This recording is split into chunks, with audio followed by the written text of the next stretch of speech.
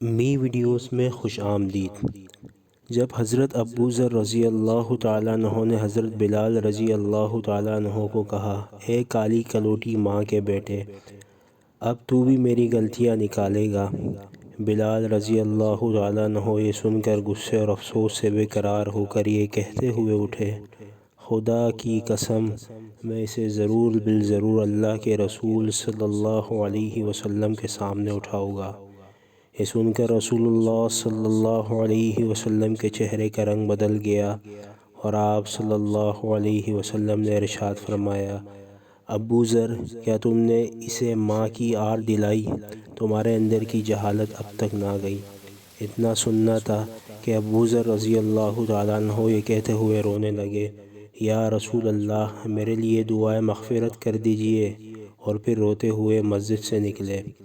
باہر آ کر اپنا رخسار مٹی پر رکھ دیا اور بلال رضی اللہ تعالیٰ عنہ سے مخاطب ہو کر کہنے لگے، اے بلال رضی اللہ تعالیٰ عنہ، جب تک تم میرے رخسار کو اپنے پاؤں سے نہ رون دو گے میں اسے مٹی سے نہ اٹھاؤں گا۔ یقیناً تم معزز و محترم ہو اور میں ذلیل و خوار۔ یہ دیکھ کر بلال روتے ہوئے آئے اور ابو ذر رضی اللہ تعالیٰ عنہ سے قریب ہو کر ان کے رخسار کو چوم لیا۔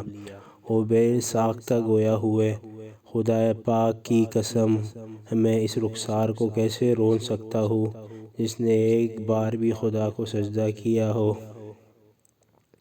پھر دونوں کھڑے ہو کر گلے ملے اور بہت روئے۔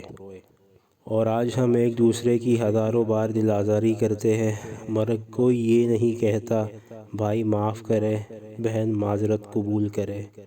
یہ سچ ہے کہ ہم آئے دن لوگوں کے جذبات کو چھلنی کر دیتے ہیں مگر ہم معذرت کے الفاظ تک زبان سے ادا نہیں کرتے، اور معاف کر دیجئے جیسا ایک عدد لفظ کہتے بھی ہمیں شرم آتی ہے۔